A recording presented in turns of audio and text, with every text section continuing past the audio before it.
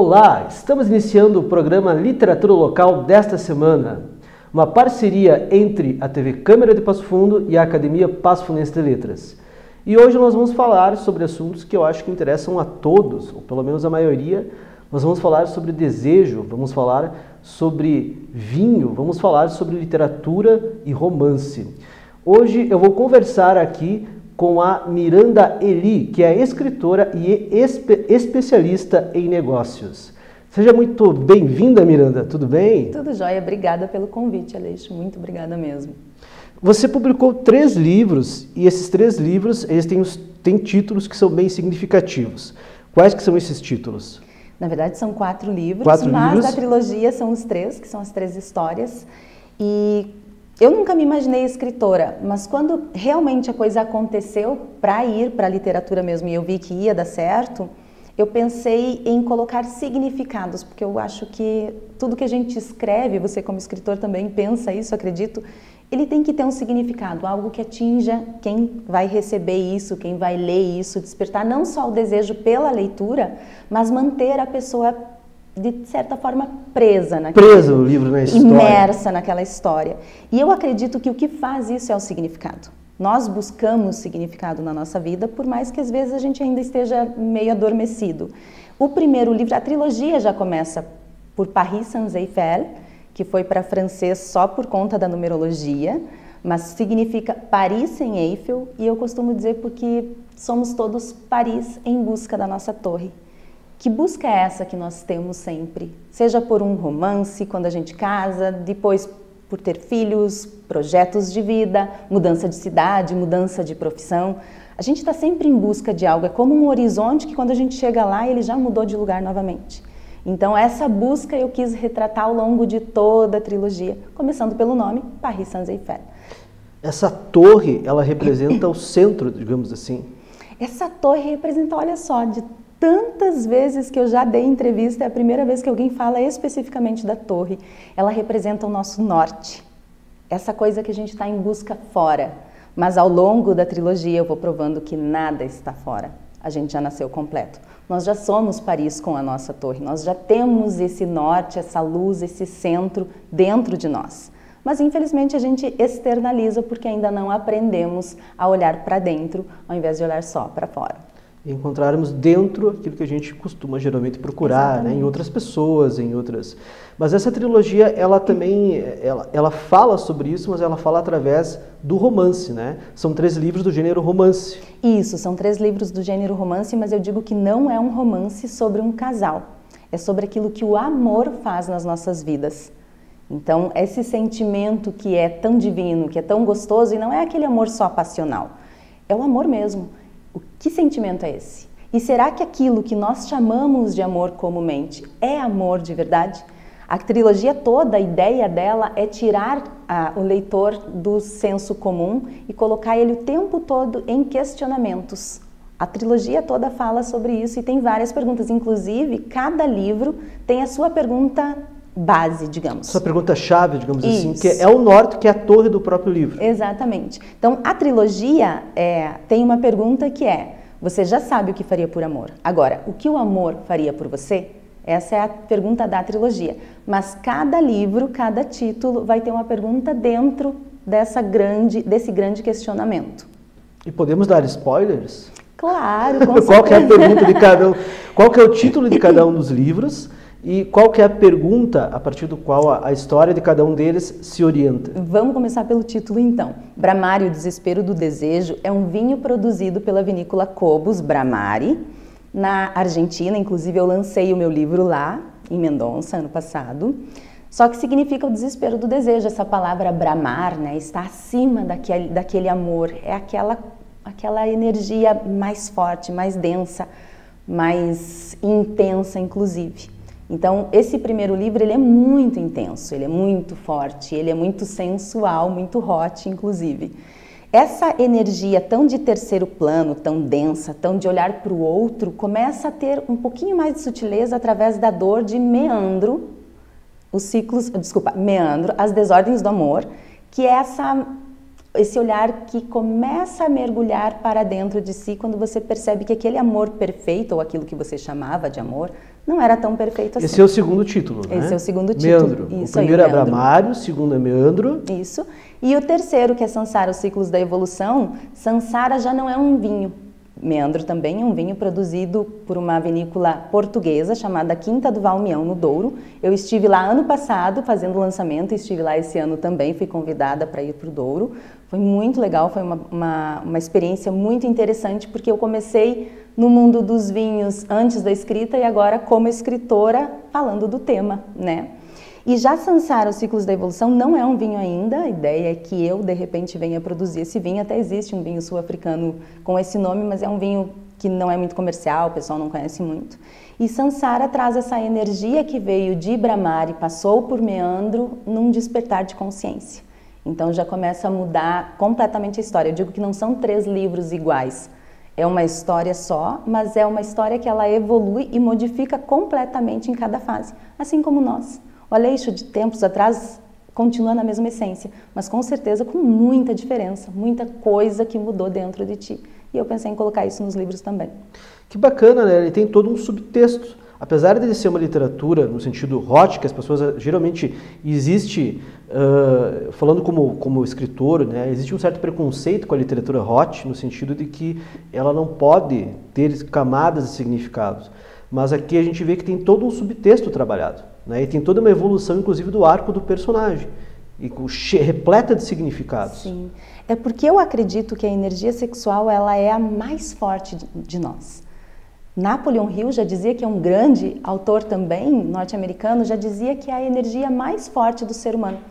É a energia que nos potencializa e é a energia de onde viemos, né? Nós fomos feitos, a origem da tudo, vida, né? É a energia sexual. E tudo acaba passando por isso. E Freud por também isso. dizia isso, né? Não é? Então, assim, tudo acaba passando por isso. E se tudo acaba passando por isso, uma vida completa, ela precisa também ser sexualmente satisfatória. A gente sabe que pessoas que realmente entendem de si, também entendem do seu corpo, também sabem das suas necessidades e os seus desejos. E a história não fica só nisso, diferente de outras histórias hot que a gente fala, por isso que eu nem comento muito a parte do hot, porque ele começa em Brahmari, e eu não economizo palavras para falar do ato sexual, mas em Meandro já começa a mudar um pouquinho esse desejo pelo outro, começa a perceber cada vez mais que esse outro, ele não é perfeito como se imagina, e ele não precisa ser perfeito como se imagina. Nós é que buscamos essa perfeição irreal, ilusória, e portanto nos frustramos com isso. E quando a gente busca a perfeição do outro, a gente está na nossa carência.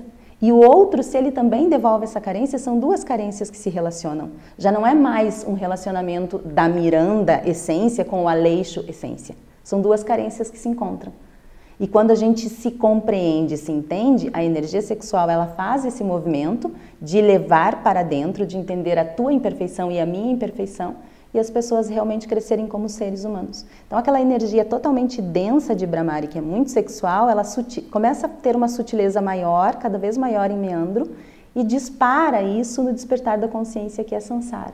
Então essa energia de terceiro plano totalmente faz com que o sexo nos leve para dentro de nós. E aí sim, 2 pessoas completas realmente sabem fazer muito melhor do que pessoas que estão carentes e cheias de traumas, de bloqueios, de receios e não se entregam. Tem toda uma evolução, né? Tem todo um arco evolutivo da história e da personagem. Aliás, o livro ele traz uma protagonista. Ele traz uma protagonista e... Qual que é o nome dela? Então, isso foi interessante porque eu escolhi... tinha nome. E eu percebi, disse, não, mas não tá legal isso, essa história não tá íntegra. Ela não é uma pessoa específica, ela é uma pessoa, quando eu ler, ela vai ser outra pessoa quando você ler, e eu acabei colocando protagonista sem nome, todos os personagens sem nome. Que interessante. Então, coloquei tudo em terceira pessoa. Tem todo um simbolismo também, né, nesse sentido, né? É uma escolha de acordo com a mensagem do livro, isso, com o significado que o livro quer passar. Exatamente. E como eu nunca me imaginei escritora, foi um grande desafio, porque eu já comecei por uma trilogia com um nome difícil de venda, então eu sou especialista em negócios, eu sabia das dificuldades que eu estava criando para mim mesma. Em relação ao livro como produto, porque eu enxergo o meu livro como produto, enxergava como empresa, agora eu tenho a minha editora, que é a Ilha de Ananda, Editoria e Negócios também, que lançou o 3º e o 4º livro, mas eu não tinha essa percepção de que isso tudo ia acontecer. E como escritora, quando eu decidi não colocar nomes, foi mais difícil, porque você é escritor, você sabe. Quando você coloca um personagem, o nome faz parte dessa identificação dele de verdade, não só para você saber qual é o nome da pessoa. Tem que ser o nome adequado ao personagem. Exatamente. Né? E eu pensei, será que eles têm nome adequado? Será que o leitor, quando vê isso, quando lê isso, ele vai se identificar com aquele nome? Porque o nosso cérebro, ele sempre busca padronização. Então, o nome do protagonista, por exemplo, era Fernando. E uma grande amiga minha, que foi a primeira pessoa que leu, disse, Miranda, Fernando é legal, mas assim, cara, lembra aquele cara que deu aquele problema na minha vida e tal, é Fernando. E eu, Miranda, comecei a ler o meu próprio livro, lembrando dessa história. E a gente sempre vai identificar isso, sempre vai ter um pré-julgamento. E para que isso zerasse completamente, eu tirei todos os nomes e deixei sem nome próprio. A história, ela faz, digamos assim, uma ponte entre esse aspecto físico e o aspecto mais espiritual ao longo da narrativa, né? Conforme você falou, ele vai acontecendo uma depuração dessa energia sexual. É isso. Não sei se depuração seria o nome adequado.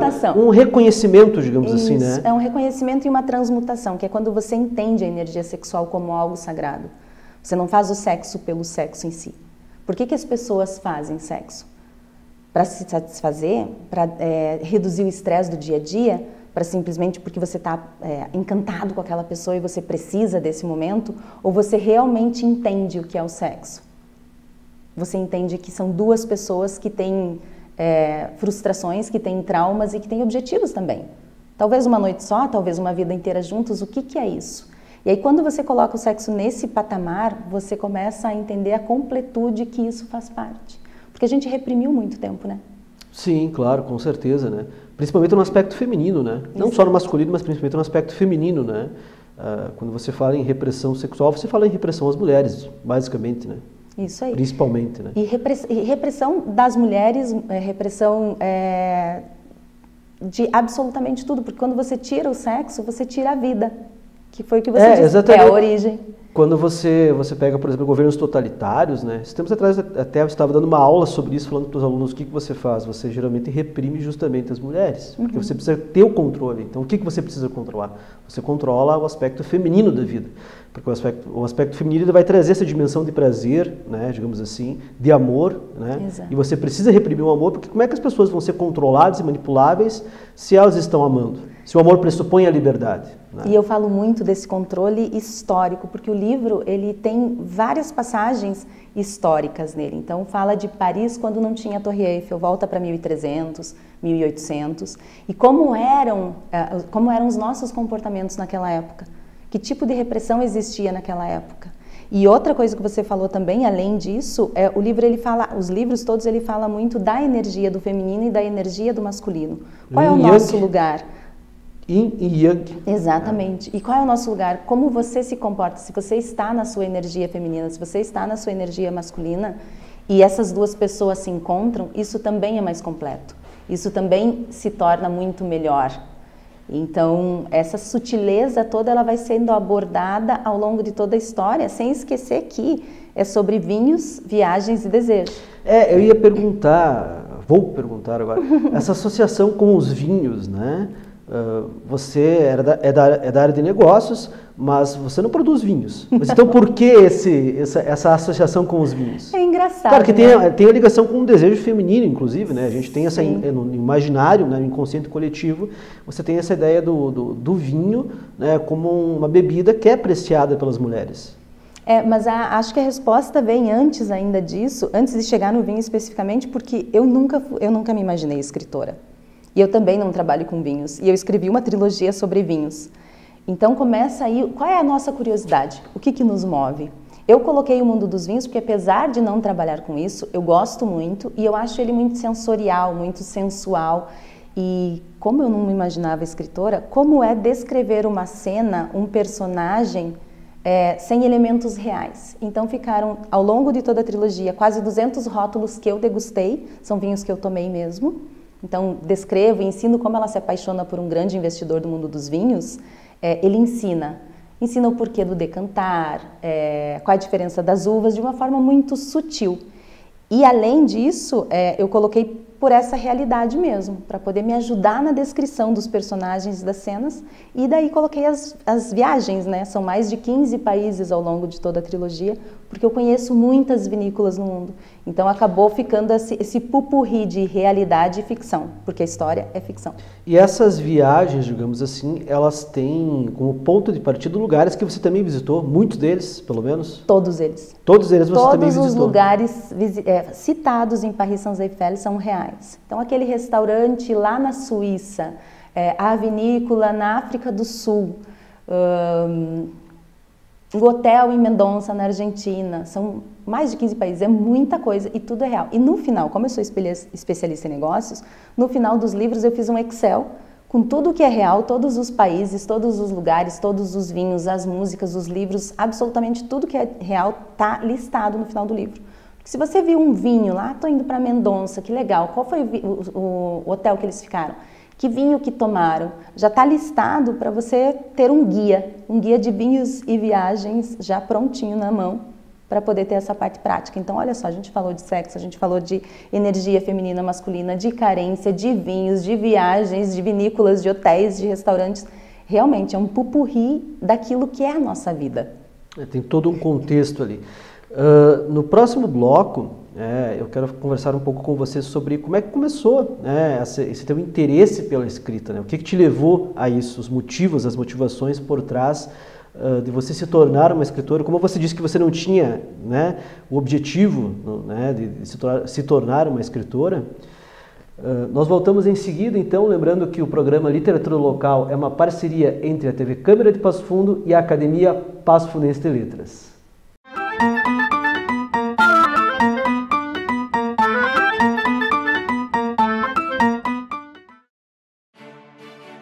A Câmara de Vereadores é a Casa do Povo. Aqui são criados, votados e aprovados os projetos de lei que definem o rumo e o futuro do nosso município. A Câmara de Vereadores também exerce a função fiscalizadora, supervisionando as ações e decisões do Poder Executivo. Faça parte das decisões. Quando a comunidade participa, a cidade cresce. E as conquistas são de todos. Câmara de Vereadores de Passo Fundo.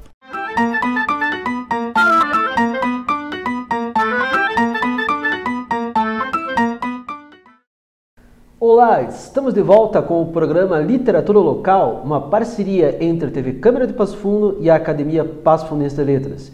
E hoje nós estamos aqui com um bate-papo muito bacana sobre vinhos, desejo, sobre sexualidade e sobre histórias e literatura também, e sobre viagens. Hoje eu estou conversando com a Miranda.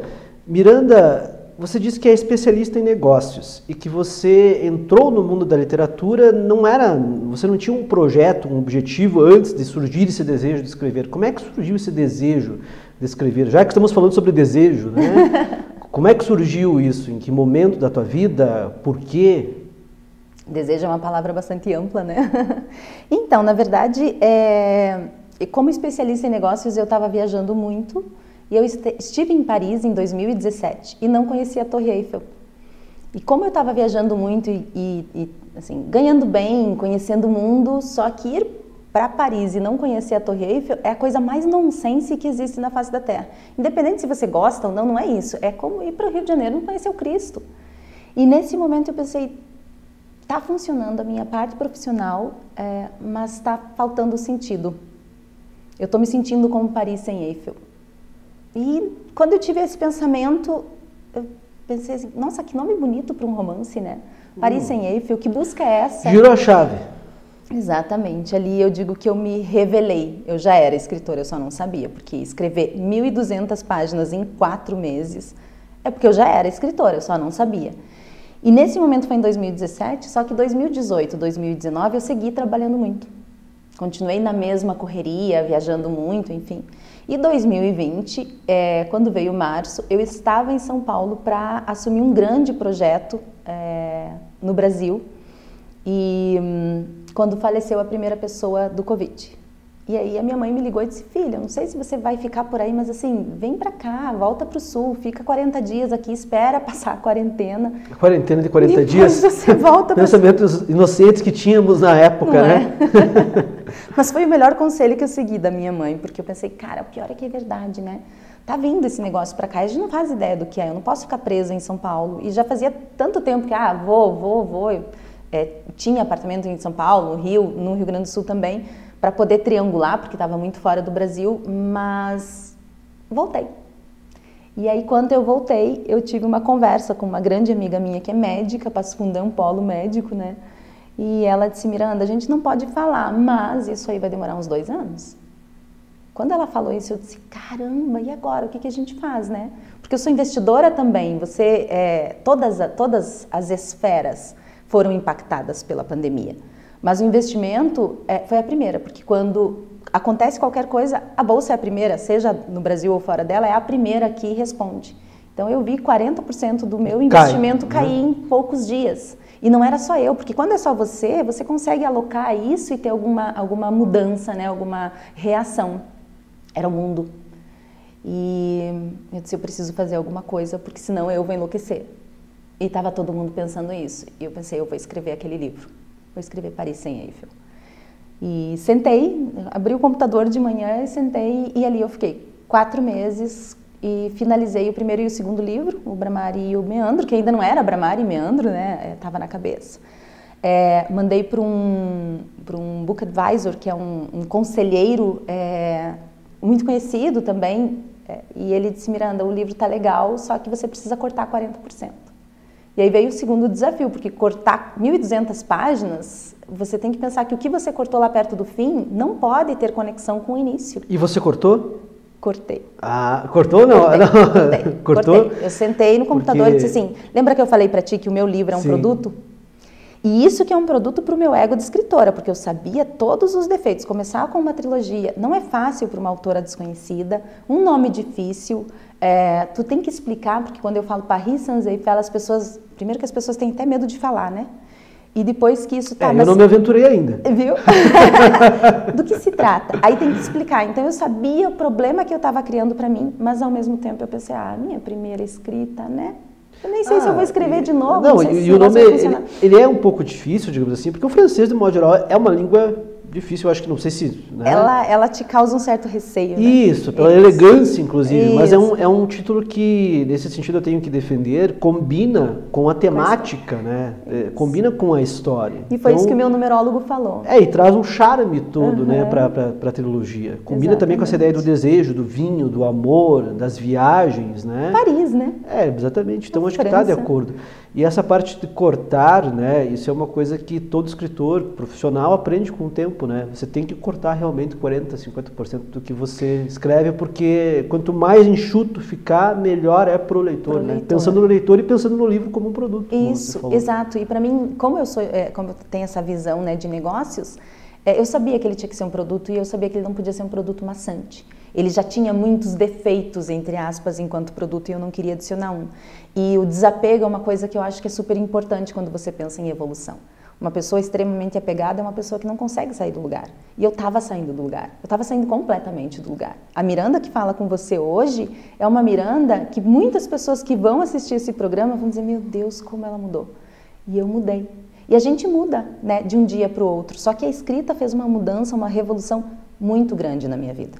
Eu costumo dizer que eu tenho 3 profissões. A primeira, que é a educação física. Passo Fundo me conhece como a Miranda da Miranda Woman Place. Eu tive academia há muitos anos. Virou uma rede, ia ser franquia. Eu validei o meu método na George Washington, nos Estados Unidos. Então, assim, foi uma profissão de muito sucesso. Mas foi o que eu escolhi porque era o que eu podia pagar na época e era o único curso que eu podia pagar que fazia de manhã, porque eu trabalhava à tarde e noite num shopping aqui. E a segunda profissão é o amor, é a paixão. Então a primeira foi totalmente irracional. A segunda já é o lado do amor, do desejo mesmo, que é o negócio, que é o mundo dos negócios. Eu acho fascinante você entrar numa empresa, entender a estratégia, atuar de forma muito pontual e perceber a resposta que essas atuações dão. Gosta de correr riscos?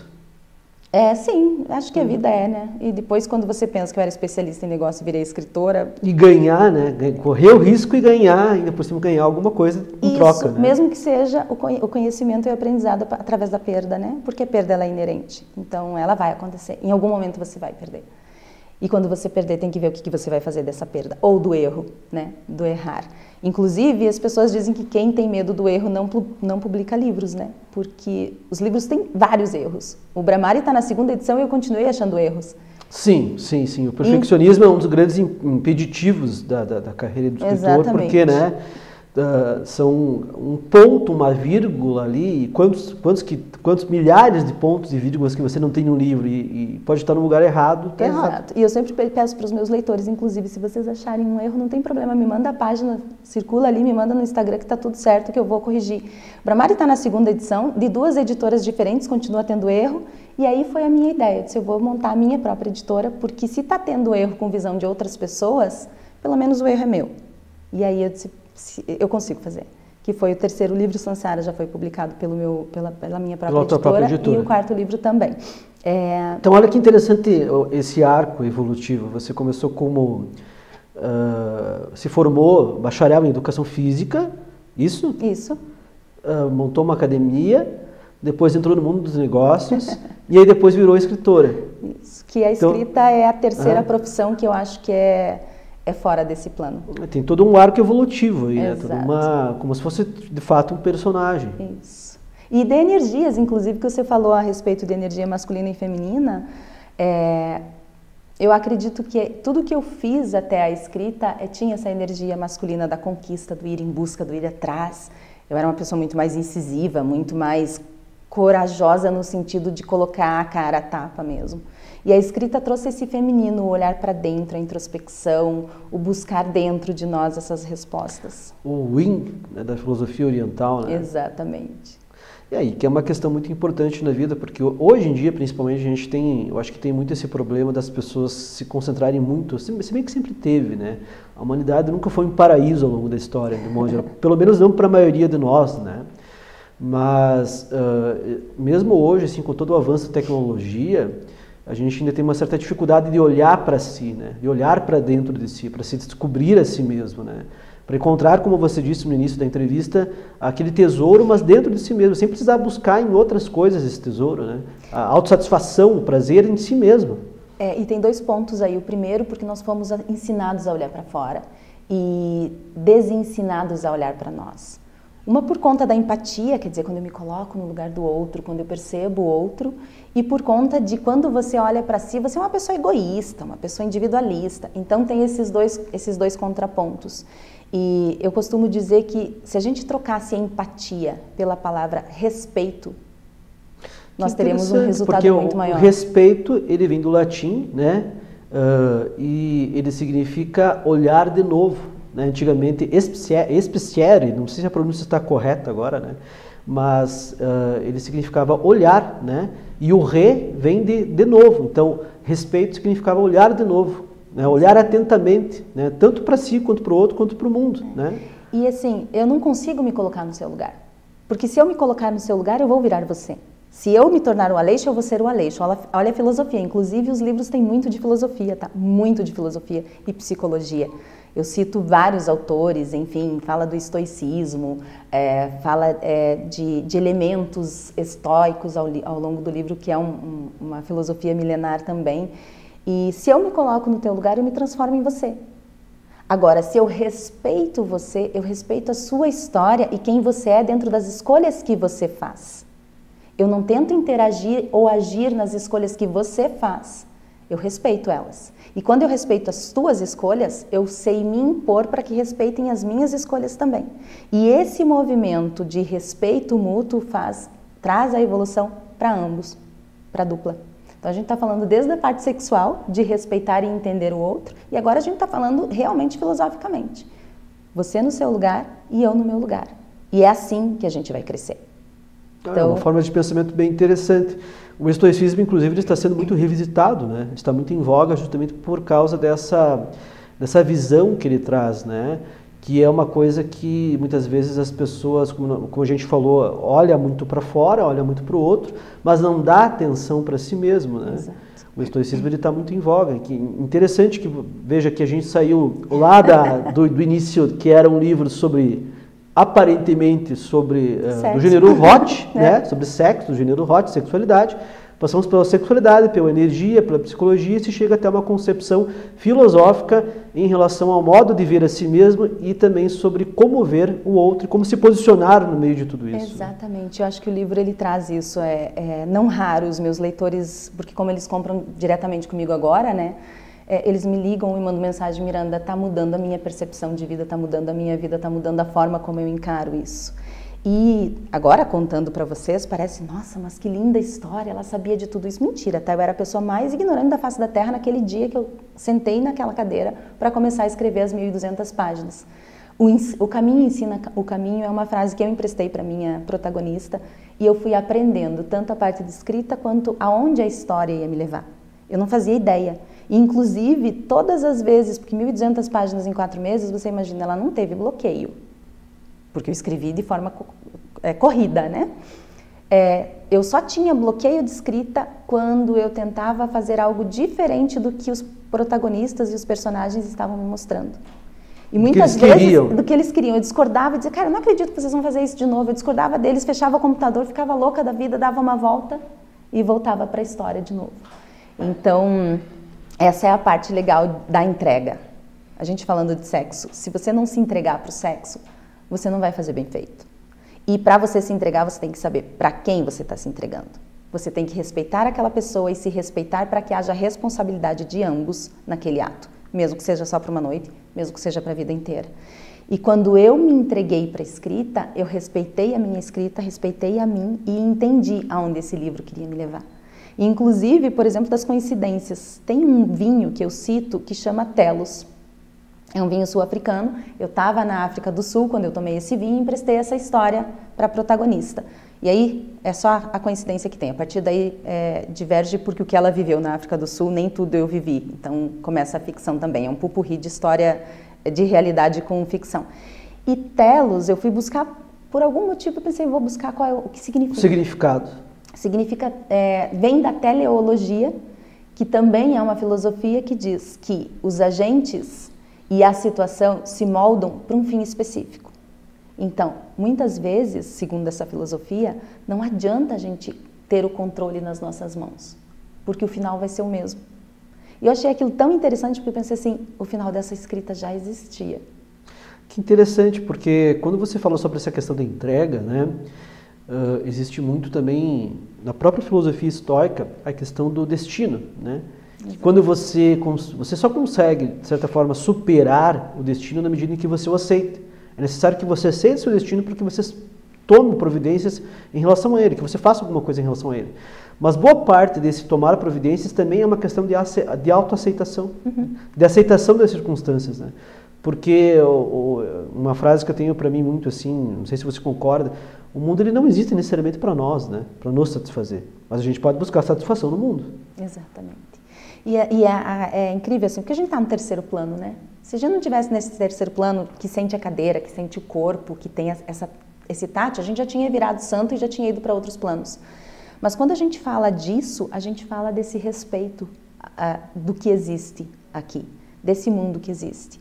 O terceiro livro ele vai para o lado da sustentabilidade de uma forma muito grande, porque, spoiler, ela se torna uma investidora também no mundo dos vinhos. E nesse mundo dos vinhos, ela começa a ir atrás da sustentabilidade. Mas a palavra sustentabilidade não está relacionada só ao meio ambiente. Ela está relacionada à sustentabilidade do nosso ser, do nosso planeta, dessa ambiência toda que o ser humano cria. De um amor expandido, digamos assim. Exatamente. Geral, global, né? Isso. E aí eu descobri a coincidência que eu trouxe para o mundo dos vinhos, porque o mundo dos vinhos, para o livro, ele começou para eu poder entender o meu personagem e criar cenas e levar para a vinícola, para as viagens. E ele foi transmutando isso porque o vinho, quando você fala em vinho especificamente, você tem também que ter respeito pelo tempo. Pelo tempo desde que ele é produzido, a colheita da uva, o terroir, quer dizer, o solo. Pelo tempo do vinho. O tempo, isso, exatamente. Então, assim, desde antes, né? Na produção, no momento que você vai abrir aquela garrafa, tem garrafas que precisam esperar, tem garrafas que não podem esperar em contato com o vinho, com o ar, por exemplo, vinhos mais velhos, se você deixar ele muito tempo decantando, ele vai oxidar, porque ele já tomou conta o ar do que precisava na garrafa. E naquele momento presente, quem está abrindo essa garrafa com você? Que momento é esse? Que local você está? Uma garrafa aberta em Mendonça, ela pode ter outro significado da mesma garrafa aberta em casa. E eu não estou dizendo que seja melhor ou pior. Em casa, quando nasceu o primeiro filho, por exemplo. Depende do significado que você dá para aquele momento. Tu nem vai né? lembrar de Mendonça. Por mais maravilhoso que seja, porque eu sou apaixonada por Mendonça, obviamente, né? Mas, e é isso, assim, eu acho que desde as perguntas, o nome, os temas, absolutamente tudo foi escolhido de forma ignorante, porque eu não sabia, mas com propósito.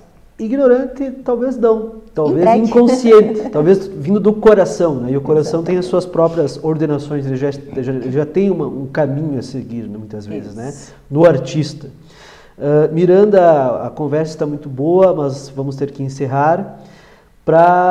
Para quem quiser comprar os livros, é direto com você? Onde é que pode achar? Isso aí, é só entrar no Instagram de Paris Sans-Eiffel, é @Paris_Sans_Eiffel, e vai falar diretamente comigo, seja pelo direct ou pelo link da bio que vai cair no WhatsApp, que por enquanto eu jogo em todas as posições da minha editora, né? Então também a compra é feita comigo e eu mando autografado para vocês. Muito obrigado, muitos vinhos, muitas viagens ainda e muito sucesso com os livros, né? Esses e os que você ainda irá escrever. Para nós, eu que agradeço, Aleixo, agradeço a nossa audiência também, e eu vou terminar com uma frase que eu adoro, que abre o meu primeiro livro, que é: eu aceito os milagres em minha vida. Muito obrigado. Muito obrigado a você que nos acompanhou até aqui. Até a semana que vem. Lembrando que este programa é uma parceria entre a TV Câmara de Passo Fundo e a Academia Passo Funense de Letras.